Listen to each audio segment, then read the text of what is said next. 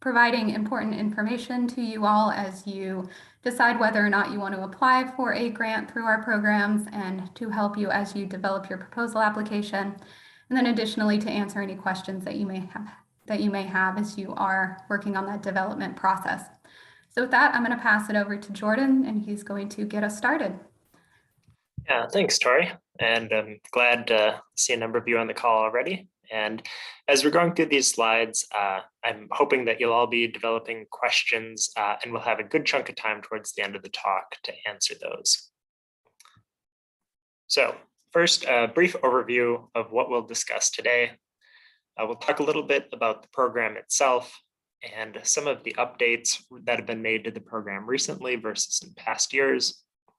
We'll get into a little information about what makes our research grants different than our Alliance grants program, some examples of previously funded projects, and then dive further into some details about who is eligible for our grants program, how to apply, and what that actual proposal application looks like, some of the requirements therein, how the applications are reviewed by both DPR staff and a stakeholder group that assists us in reviewing applications, the process of being notified of either an award or lack thereof, some important dates for the program, including the future virtual information sessions Tori mentioned, and then again, a chunk of time at the end for Q&A. So first, I'd like to just start by talking about our grants program generally.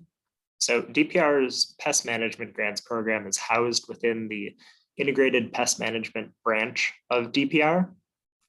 And the goal of the program reflects that. Our purpose is to extend integrated pest management or IPM knowledge and implementation in agricultural, urban, and wildland areas. And it's a core tenet of our program that activities must provide benefit to Californians. And that's a pretty broad requirement that can be fulfilled in a number of different ways, but it's very important to be mindful of as you develop your proposal application materials.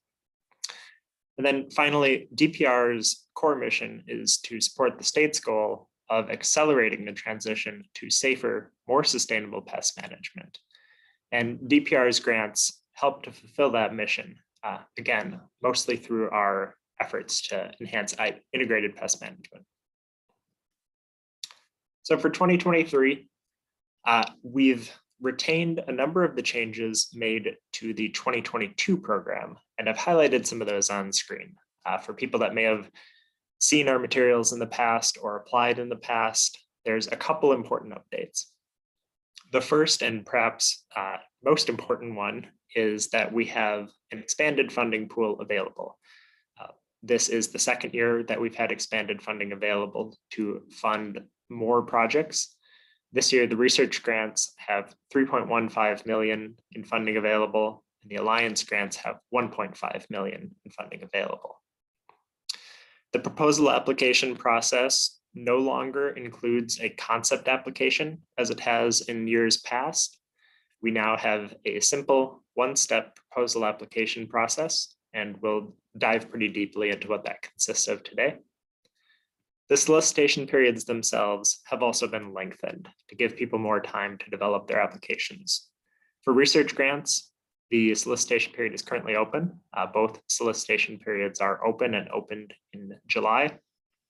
Research grants will be due by Thursday, September 22nd. And the Alliance grants will be due by Thursday, December 8th. So what makes our programs different? Our research grants are often easier to explain. They are relatively traditional research grants. We fund research that seeks to develop new IPM tools, knowledge, practices. And if you remember, that's across a number of different environments mentioned earlier. These approaches often target a specific pest or pathogen that is currently controlled by high-risk materials. And these projects may lead to future Alliance grants.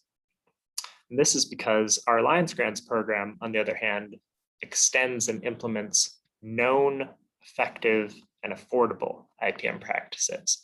So I really want to emphasize that these Alliance grants are dealing with IPM that is essentially underutilized. These often have diverse project structures, and we'll touch a little bit more on what those look like. And importantly, they're conducted by a cooperative alliance team to maximize their reach and effectiveness.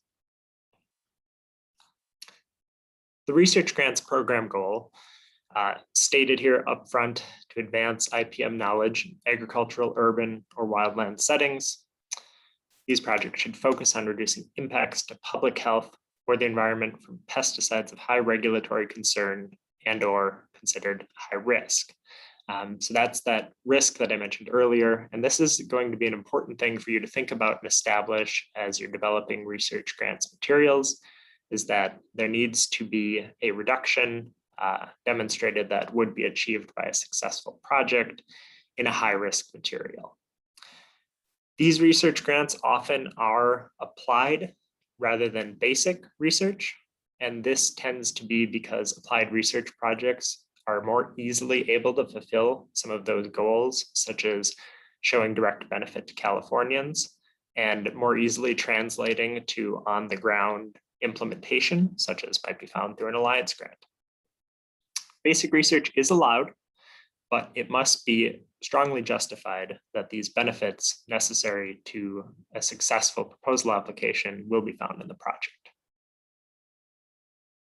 The alliance grants, their goal is to promote or increase the implementation, expansion, and/or adoption, as stated before, of proven, effective, and affordable IPM systems or practices that reduce risks to public health and the environment in agricultural, urban, or wildland settings. So similar to research grants across diverse environments, we're looking at promoting, again, known IPM practices and systems. These are very diverse projects. On the left here, you see an example of some materials produced by an alliance grant and distributed. They also conduct things like trainings, area-wide cooperative efforts, direct outreach to potential users of these IPM practices, and much more. The alliances, again, consist of, they do have a principal investigator at the helm that mostly manages things like signing invoices and managing the general direction of the project. This is similar to a research grant proposal. However, alliances rely heavily on an alliance team. And this is a unique facet of the alliance grants program. And the alliance team is a group of interested, vested stakeholders who have agreed to help implement an alliance grants proposed activities. I'll also mention that they're often involved in the development of an alliance grant proposal and often are the source of many of the great ideas included in our alliance grants. The strongest alliance teams do incorporate diverse members from various affiliations or stakeholder groups to promote IPM and the broad application of the proposed IPM systems or practices. And that is one of the things that helps us cause lasting impact from our alliance program, is having the alliance team be formed from a number of different backgrounds, areas, or stakeholder groups. If you'd like to learn much more about the alliance teams, how to form them, and what makes a good alliance team, I would encourage you to attend the Building a Strong Alliance Team informational session on Thursday, August 25th. That also runs from 10 a.m. to 11 a.m. And information on that and the rest of the informational sessions that we're going to talk about today can be found on our website. And I would encourage you to go there to review a number of the topics that we're going to talk about today. Some examples of recent projects from the research grant side are shown on screen here. And this represents a bit of the diverse set of projects that we fund. You can see projects here in agricultural areas, in urban areas, and across a number of different pest, pathogen, and other issues. So as we advance to the alliance grant set, I would emphasize here too, there are a number of different types of projects that we fund. We often get questions on whether or not a project is a good fit for our program. And unfortunately, we can't answer too deeply on those topics typically. But what we often end up doing is pointing people in the direction of our funded project lists. And so these are just snapshots of the much broader funded project list that you can find on our website. And those are some really great resources to help you in your determination of whether your project would be a good fit for one of the programs or the other. Now, I'll briefly go over some requirements about who is eligible to apply, and then we'll move on to some requirements for the project itself. I would like to state up front that these requirements are also in our materials, and I'm going to encourage you a number of times throughout this to go and review those carefully, because it's very important that you and your team are able to meet these requirements. This is one of the most common areas that people get tripped up, is having not thoroughly read our eligibility requirements or the terms and conditions that you would need to abide by if you successfully were selected for a DPR grant. So as to who is eligible, the non-exhaustive list you see under number 1 there includes some of the types of grantees we've had in the past, but I would definitely note that this is not an exhaustive list. This, for example, doesn't include individuals who are also able to apply. If you have questions about different types of applicants that are not on this list, please get in touch. But it is very likely that you are eligible to apply unless you fall into one of the categories I'm going to mention. Number 2 includes some of those disallowed applicants, and you are not allowed to apply if you have outstanding fines or penalties with DPR or any county agricultural commissioner. So make sure to double check that all of the potential fines that you may have out there have been paid up. You're allowed to have been fined in the past, but you must have settled all current fines and penalties. Applicants outside of California are allowed. I would point again to that requirement that projects provide benefit to Californians. That's an important goal of our program, and it's something that applicants outside of California sometimes have a bit harder time achieving. However, applicants from outside California are allowed, and if you have further questions on that one, definitely get in touch. Applicants and team members must have the appropriate background and technical experience to complete the project. DPR employees are not eligible to receive funds, and this is important for the alliance teams sometimes, that DPR employees outside of DPR's grant manager are not eligible to participate as part of the team. For number 6, PMAC is the Pest Management Advisory Committee, and that is our stakeholder group mentioned earlier that assists us in reviewing our proposal applications for both the research grants and alliance grants programs. So neither PMAC members or their alternates are allowed to, for example, rank and review projects in a cycle in which they've applied. So double check to make sure that nobody in your listed personnel are a PMAC member or one of their alternates. If they are, again, you're still allowed to apply, but that must be called up for us. Applicants, principal investigators, key personnel, sub-awardees, subcontractors, and consultants must meet all eligibility requirements and be eligible to contract with DPR. And those eligibility requirements, again, are listed on our website and can be found in our application materials pages for the research grants and alliance grants. And those are, again, this is one of the requirements where people most often make errors and find themselves ineligible to apply. So please review those carefully.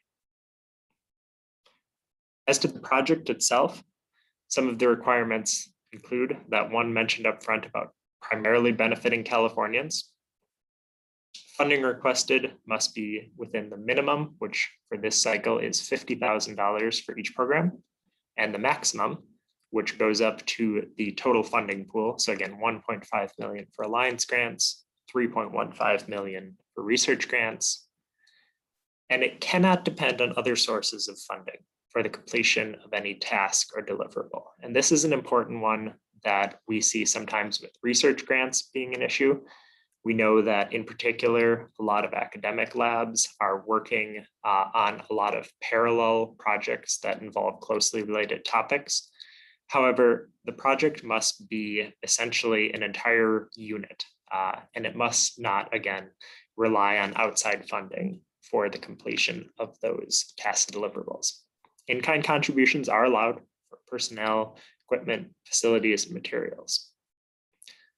Project goals and objectives must be clearly stated and directed towards the previously mentioned goals of the research or alliance grants program. Those goals are very clearly spelled out on our website as well if you would like to review those as you develop your materials. The projects must demonstrate the economic feasibility of the IPM practices used. This is true for both the research grants and alliance grants programs. The project must demonstrate efficacy in the event of a successful project or intend to demonstrate efficacy. Negative data is a reality for research grants, we acknowledge that, or adoption in the case of alliance grants of the IPM practices used by the end of the project. Projects must focus primarily on either research for the research grants program or outreach and implementation for the alliance grants. This is a case where we have some crossover.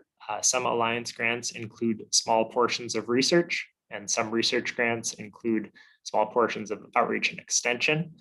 That is okay, but it should not be a primary portion of the project. This is an area where in the past, we've again seen applicants include, say, too much research in their alliance applications. So be careful that as you describe the effort that goes into different portions of the project, you make sure that your application is well tailored to the program that you're applying to. The project must not include activities directed toward, used to subsidize any DPR activities, essentially. And that includes some of the DPR activities conducted through our partners at the County Agricultural Commissioner offices. So if you're including county ag commissioners in the project in any way, shape, or form, or their personnel, double check to make sure that you're not going to violate this requirement. Finally, this is a really important one. The project must not mention, promote, or disparage a pest control brand or trade name in a deliverable or use the image of a product in a deliverable. Active ingredient names must be used instead. So as you're developing your materials and writing up your responses to all the questions, including the proposal application, make sure that you're focusing on talking about the active ingredients that are the focus of the project, whether they're part of the IPM system that will be replacing high-risk materials or they're the high-risk materials themselves. This is an error that we see frequently made as well. And then lastly, you must abide by all provisions of the applicable terms and conditions, and that includes an overhead rate capped at 25%. And this note here basically says what I've been telling you this entire presentation, and I want to say it once more. Please review these eligibility requirements and the terms and conditions in our application materials, which can be found on our website, and make sure that you've closely read them and included personnel in your application package that can attest to your institution's ability to meet these terms and conditions as well.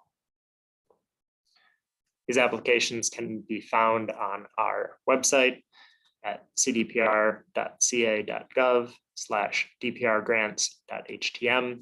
You can also easily find that by running a quick search for DPR Alliance Grants Program or DPR Research Grants Program.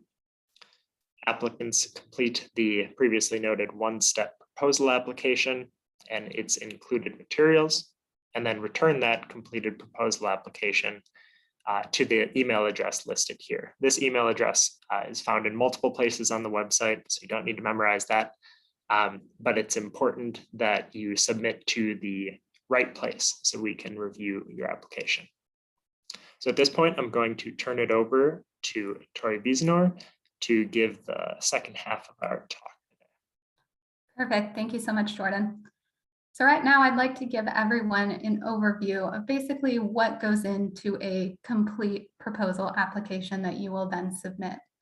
So there is a list of 8 different components that could potentially go into a proposal application. Numbers 1 through 7 are all required components for both research and alliance grants. And then you see number 8 there says optional. So illustrative graphics, if they contribute and support your proposal application, can be submitted. And so we will go one by one through the various sections of the proposal applications and then discuss the letters of support, the CVs or resumes, key cited documents, and then a list of pesticides and active ingredients that are likely to be affected.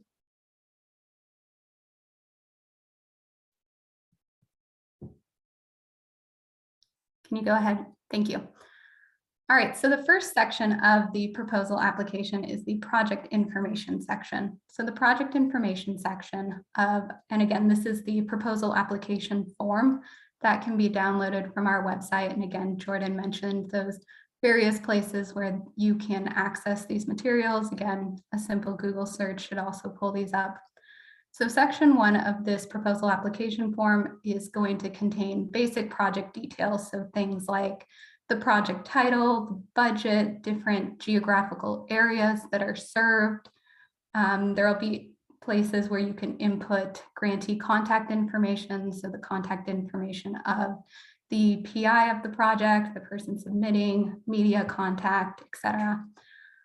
There will be certification and submission statements. So again, to kind of echo what my colleague Jordan had said, please read carefully all of the information contained in the solicitation, in the eligibility requirements, and in the terms and conditions. Because when you are signing and basically certifying when you submit your application, you are basically saying that you have read these terms and conditions and that you are able to abide by all of them. We highly recommend that if your organization has a contract or a grant officer, that they review this section and agree that your organization is able to meet the terms and conditions. And again, I would like to highlight that 25% cap on indirect costs as a particular thing to ensure that your organization is able to abide by. All right, section 2 is going to be the proposal application questions. So the proposal application questions are different for both the alliance grants and the research grants. The responses to these questions determine 80% of the final project ranking. So I'm going to get into a little more detail on how these projects are reviewed both by DPR staff and by the Pest Management Advisory Committee. But the responses to these questions do weigh heavily into those final rankings that are determined. And so we highly recommend that you be detailed and you focus on the considerations found in the proposal application. So these various bullet points are recommendations for things that we recommend that you include or at least consider as you are developing your responses. Your responses to these proposal application questions, the information on formatting and the required links are included in the proposal application form. But just to echo it here, responses for each of these questions are limited to one 8.5 by 11 page. There's a total of 4 questions, so 4 pages total, minimum of 10-point font, 1-inch margins, so pretty standard formatting. Section 3 is going to be your scope of work and budget. So as I mentioned previously, section 2, which is the responses to questions, determines 80% of the final project ranking. So your scope of work and budget is going to be that final 20% of the project ranking. So the scope of work and budget basically includes information on the project summary. It's going to outline various team members. It'll give you a place to talk about the project goals and then basically an outline of the work that is going to be involved and the budget. So information on the various tasks, deliverables, due dates, and then an outline of the budget and how the budget corresponds to the proposed scope of work. We highly recommend that you carefully read all the sections for the required information. And then when it comes to the budget, please ensure that all listed expenditures are allowable as listed in our terms and conditions. So again, on our website, we have our terms and conditions that you can download and review. I would like to point out that we do have two versions of the terms and conditions. So we have a terms and conditions that is specific for University of California and Cal State University applicants. And then we have a separate terms and condition for those individuals that do not fit into either the UC or the CSU. We recommend that you write goals that succinctly describe the proposal. We recommend that you write objectives, tasks, and deliverables that demonstrate how the goals will be met by thorough completion of the objectives and tasks. And I would like to point out that we do have virtual information sessions that are going to cover both of these. So we have a scope of work session that will cover basically how to write a complete scope of work, how to write good solid objectives, tasks, deliverables, how to structure your project. And then similarly, we will have virtual information sessions that are focused on the budget, how to complete the budget tables, how to write a solid budget justification. So if you are interested in applying and would like additional information on filling that out, please consider attending those upcoming virtual information sessions. Oh, I beat I beat the slide. Yes, so these are the dates that are going to be the scope of work virtual information sessions. So we will have one on August 1st, September 1st, and October 20th. These will be held at the same time as this one from 10 a.m. to 11 a.m. And it'll be a very similar format. It'll be either myself or my colleague Jordan who will be presenting a PowerPoint, and then we'll basically open up the floor to any questions that anyone may have. The content that will be covered in the PowerPoint presentation portion will be the same for all three of these. So there's no need to attend all three of them unless you just want to ask additional questions. But please don't feel like you would be missing out on any novel information if you weren't to attend all three of them. So this is an image of a portion of the budget section of the scope of work. There are a number of tables throughout the budget and budget justification that are intended to be helpful and help you track and keep track of the different percentages, base salaries, percent effort, all of that information in order to calculate out the complete budget. Again, as I mentioned, we will be having virtual information sessions on the budgets and budget justifications. These will be held on August 18th, September 8th, and November 17th, again from 10 to 11. And similarly, the information that will be presented during the presentation PowerPoint portion will be identical throughout all of these with time at the end for questions. All right, so those are the three different components of the proposal application form that you will download. Then to make up a complete proposal application, we also ask that you attach a number of various components, one being letters of support. And so your letters of support are going to be from expected users or expected beneficiaries of the project work. It will be from colleagues who can attest to the project team's abilities. If you are applying for an Alliance grant, you would want to include letters of support from Alliance team members that have signed on to complete work, cooperating businesses or individuals such as growers or land managers that can attest to the need of the project or anything like that. We then ask that you submit either CVs or resumes for the principal investigator and the key personnel.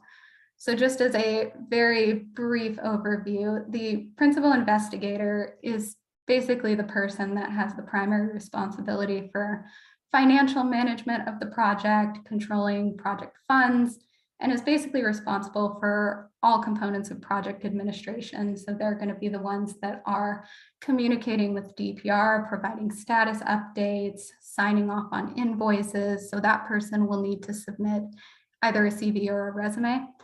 And then we also need CVs or resumes from any key personnel. So key personnel are basically any individuals who are contributing to the scientific development or execution of the project. Typically, key personnel tend to have advanced degrees or some kind of professional degree. They don't have to, but typically they tend to. Typically, key personnel don't include anyone like undergraduate students who may be working on a project, or staff members who don't specifically need to be named or are not specifically required for completion of the work. And so principal investigators and key personnel, the definitions of both of those can be found in full in our terms and conditions. So I highly recommend going and taking a look there to determine who on your project would need to submit a CV or a resume. We recommend that the Alliance and Research team have CVs that are submitted as part of the proposal application.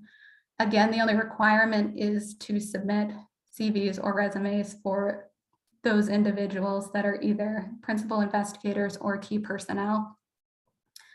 And then that last bullet point, paid personnel that are not key personnel, again, it is optional to include the CV or the resume, but it is not required. We also request that you submit key cited documents, so full-length PDFs of up to 5 documents. And we do request that you actually download the PDF version and submit it in full. So key cited documents can be anything like scientific papers, journal articles, news reports. And basically the purpose of these is to provide literature that is basically documenting and kind of setting the stage for the likelihood of efficacy for different research grants or for alliance grants, basically documenting that the IPM systems and practices that the project is going to build upon are proven, effective, affordable. So basically these documents are framing the need for the project and then basically showing how it is likely to be effective or likely to be adopted. And then additionally, supporting the economic feasibility of the project. The last required component of the proposal application is a list of pesticides and active ingredients. So we request that you submit a list of ingredients that are either likely to see decreased or increased usage through project results. So often, for example, with our research grants, there will be projects that are proposing an alternative to a pesticide that is, considered more toxic than others. And so the list would include, a decrease for maybe that higher risk pesticide and then an increased use for the reduced risk pesticide. We request that the list include any target pesticides that are perceived as high risk or high concern. And then, as we mentioned when we were going through the eligibility requirements, we request that you do not use trade names. So please use active ingredients instead. And then finally, the last component is optional. This is where you can include any illustrative graphics. So anything like plot layouts, pictures of habitats, flow charts, anything that basically helps to support your proposal application. However, we do want to stress that these illustrative graphics should only be used to enhance your proposal. They should not be relied on for any specific portion of the application. And so before I get into the proposal review process, I just want to remind everyone that these proposal applications should be submitted to the email address that we had shown a couple slides back. And basically what you're going to want to do is create a combined PDF that has all of those components. So has the completed proposal application form, all the letters of support, the CVs or resumes, the key cited documents, and the list of pesticides, in addition to the illustrative graphics if used, into one single PDF that gets submitted. We also request that you submit the scope of work and budget as a separate Microsoft Word document. And this is just because if your project were to be funded, we use that information to create the first draft of the grant agreement. And so getting into the proposal review process. So proposals are reviewed and ranked, as I mentioned before, both by DPR's internal reviewers and by the Pest Management Advisory Committee. So the Pest Management Advisory Committee is a stakeholder body that assists DPR in identifying and promoting IPM practices that reduce the risk of pesticide use to both public health and the environment. So it's a very diverse stakeholder group. It has representatives from academia, environmental groups, labor groups, agricultural groups, in non-exhaustive list is shown there.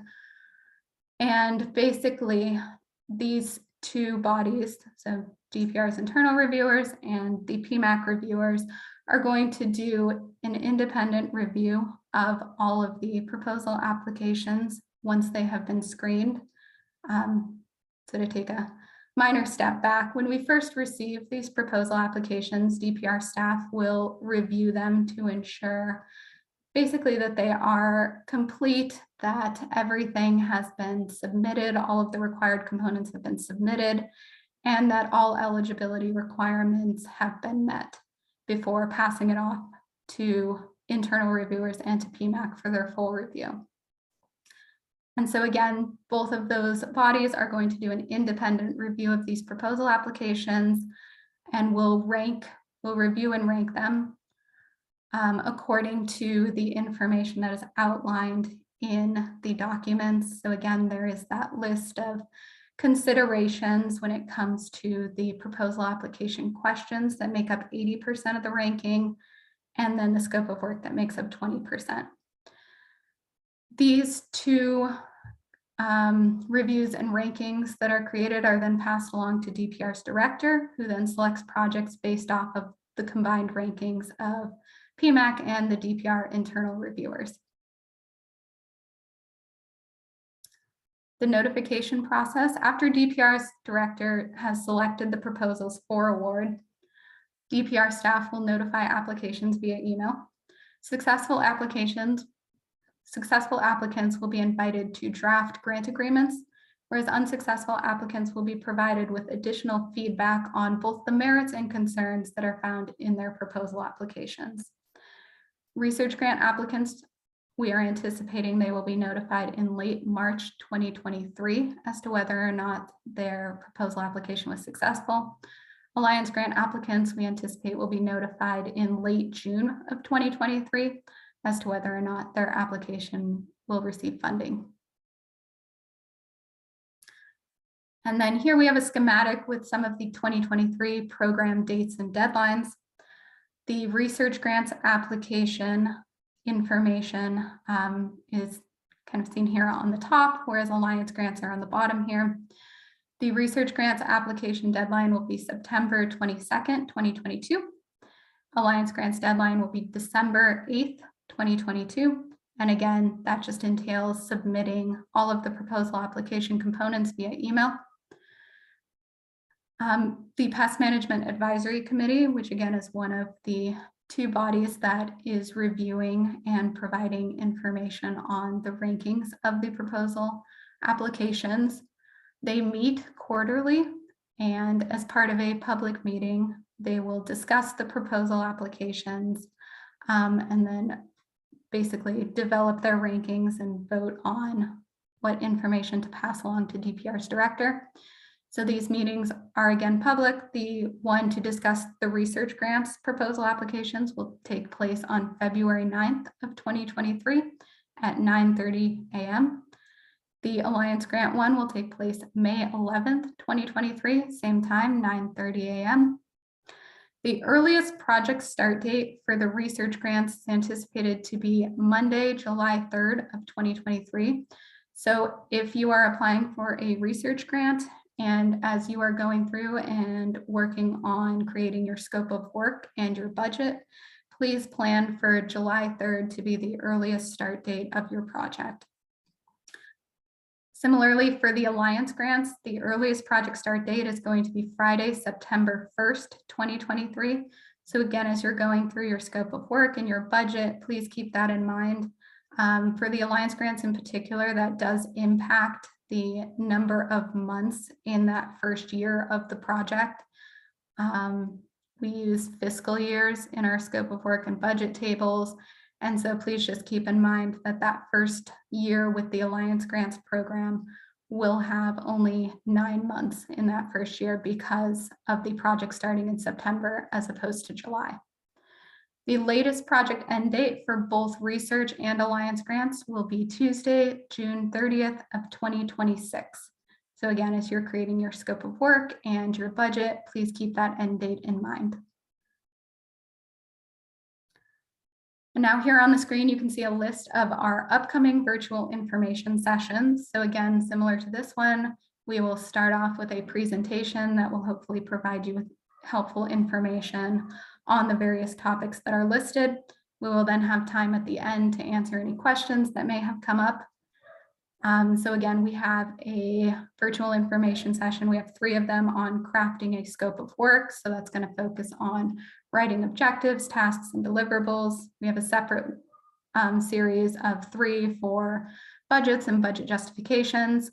We have 1 meeting that will discuss building a strong alliance team. So if you're considering applying for an alliance grant, we highly recommend you attend that. And then we will have 2 just general question and answer sessions where we will discuss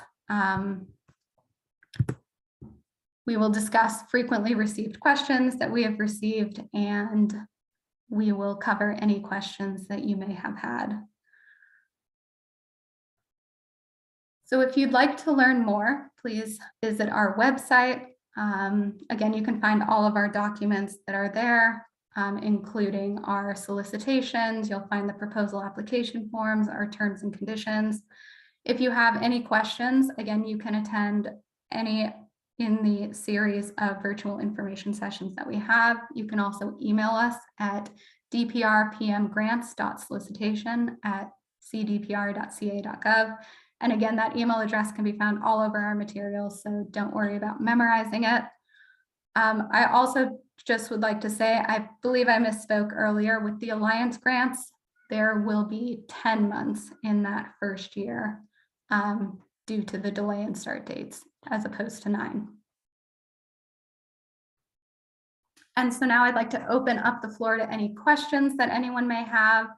You can feel free to raise your hand or just unmute yourself and start asking your question. You can also drop any questions in the chat box, and one of us will go ahead and read it and respond.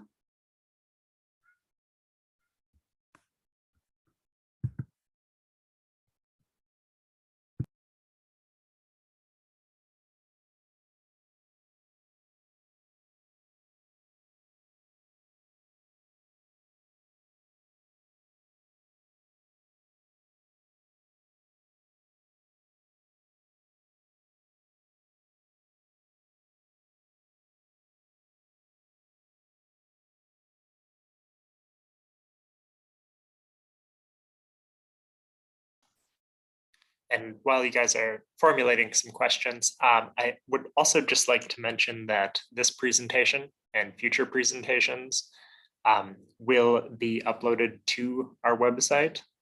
The presentation itself, along with the recording of today's session. So if you find yourself in the future missing sessions, you can head to our website to use that as a resource.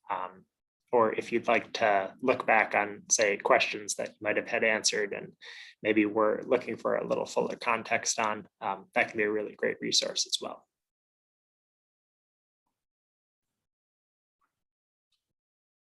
Good morning, this is Mozaif Nijat from BHN. The question I have is, we are based in Arizona, but we've had a very strong presence in California, and many of our products are approved to be sold in Arizona. I'd like to know what can we do to make our case stronger to have a greater chance of receiving the grant. Yeah, so maybe I can field this one. As you review our materials, one of the things you'll see mentioned is we tend to conduct our projects in California. So I think if your activities are in California, that's often a very strong component of the project. If you plan to include activities in the project that are not based in California, which is allowable, an important requirement is that they be in California-like conditions. So as you're considering how to demonstrate that, say, these materials would provide the benefits that we're looking for in our programs, depending on which program you're applying to, I think I would focus on making sure that the argument is made under California conditions. So if you can say, conduct trials for a research grant in California, that is a pretty strong argument rather than, say, relying on data that may be produced outside of California in an environment that is not a close match for California conditions that are relevant to either, if we're talking about the agricultural production environment in California, or say the urban landscape that you might find in different areas of California. Does that help answer your question? Yes, thank you very much. I have another question. Yes. For the research grant, if you are going to join with another entity, but it's not an alliance grant, is it allowed, or do we, when we do a research grant, we have to do it ourselves? Like, for example, I may collaborate with university or hire a CRO or contract research organization to conduct this project for us. How would that work if it's not a non-alliance, just a research grant? Is that allowed? Right. So yes, it's a great question. Those types of setups are allowed. We tend to usually conduct those projects through either subcontracts or subawards, depending on which institutions are contracting with which. I think in general, I would encourage applicants to avoid project structures that are passing the majority of funding through to subcontractors. We tend to like to see the main organization conducting a large portion of the work still, but having some subcontracts attached that conduct key pieces of the grant is both allowable and I would also say common as a project structure for our grants. Great, thank you very much. Yeah, thank you.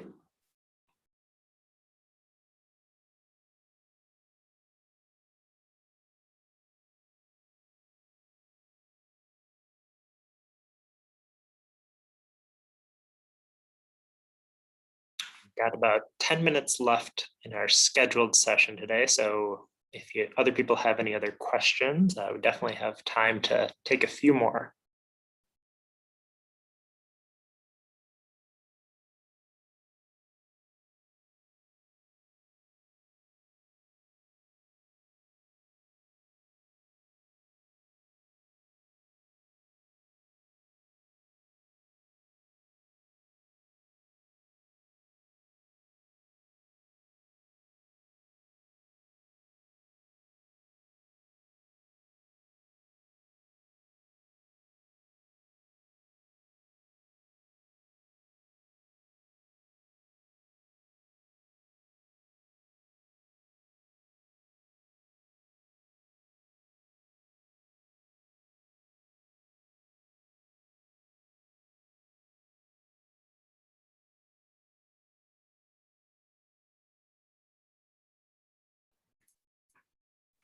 All right, I'm not seeing a ton of questions out there. I might give it a couple more minutes here and then maybe we'll wrap up a few minutes early.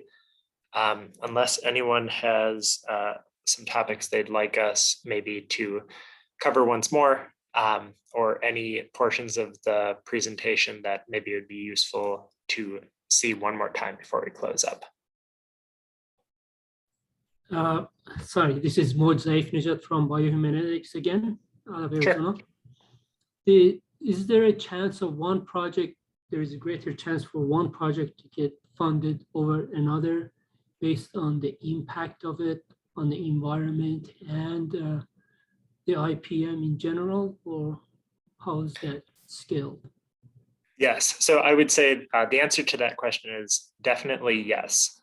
I think the establishment of a reduction in the high-risk materials or that are being replaced or mitigated is a really key component of the project. So we look at things like how much acreage something could affect, the potential impact of that replacement, and the potential effects that the replacement might have on, whether we're talking about public health or environments or ecosystems.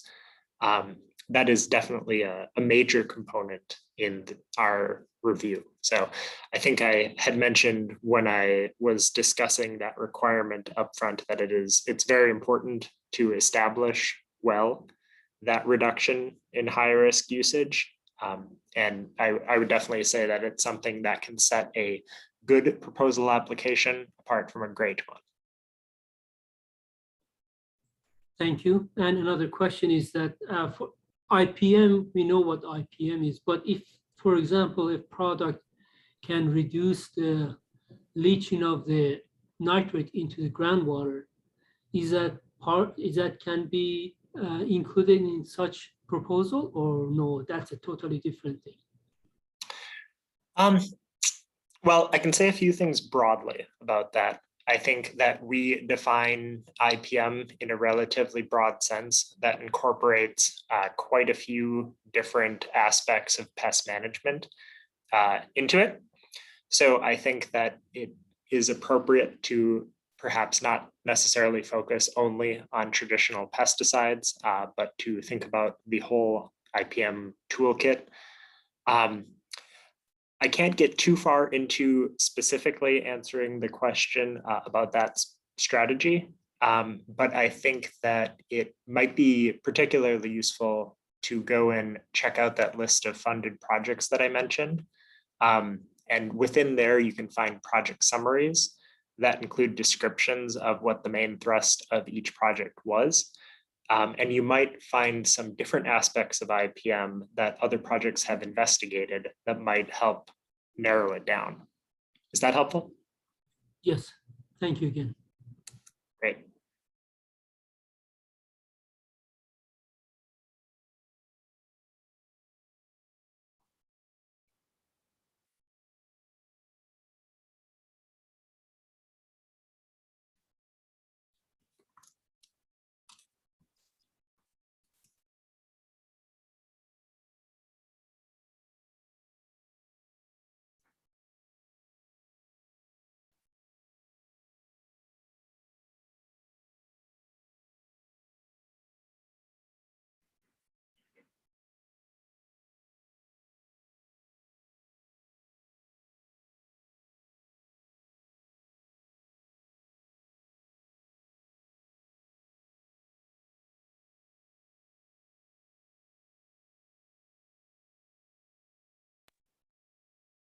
Maybe as we're wrapping up here, we can just scroll a couple slides back to our list of upcoming virtual information sessions and just remind everyone of those upcoming dates.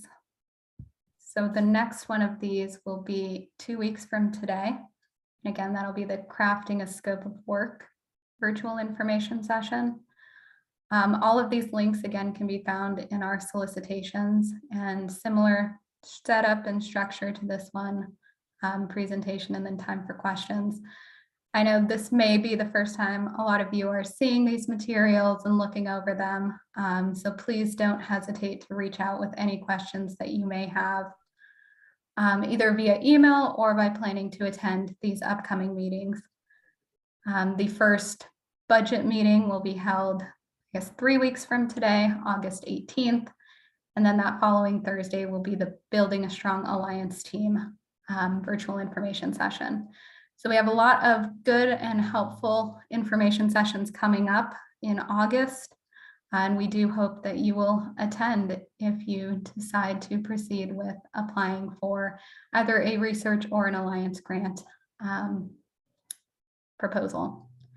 And I'd also like to say, my colleague Jordan and I are switching off on hosting these, but there's absolutely no reason why you can't attend either of them. You don't have to attend Jordan's as the research grant lead if you're applying for a research grant. The information covered will be the same, so whatever works best for your schedule, you are more than welcome to attend any or all of them. This is Moj again. I appreciate for you to provide the recording at your website.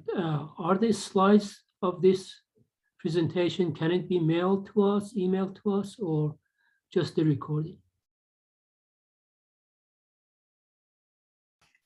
We can double check on that. Typically, we have just posted the slides on the website, but I will circle back and make sure that I doubt there would be any issue with sending the slides, but I will double check. Could you put your, either send an email to the email, and I'll put it on screen right now. So either send an email there, or you could drop your email in the chat and we can send you an email one way or the other. I can also say that these PDF of these slides will be on the website with the upload of the video. So you'll have an access to a PDF of these slides when that video is uploaded. Okay, I guess I'll just access them that way. There is no need to email us. That's fine. Wonderful. Great. Thank you.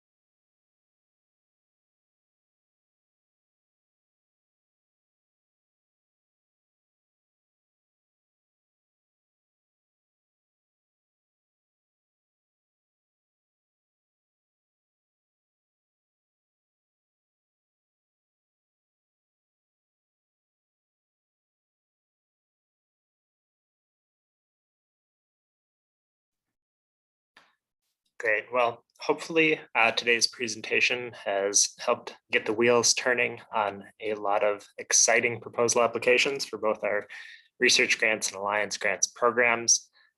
As Tori noted, we encourage you to attend our future virtual information sessions or get in touch with us through email. And we hope you have a great rest of your day. Thank you so much for attending, and we hope to see you again. Yes, thank you everyone for your time.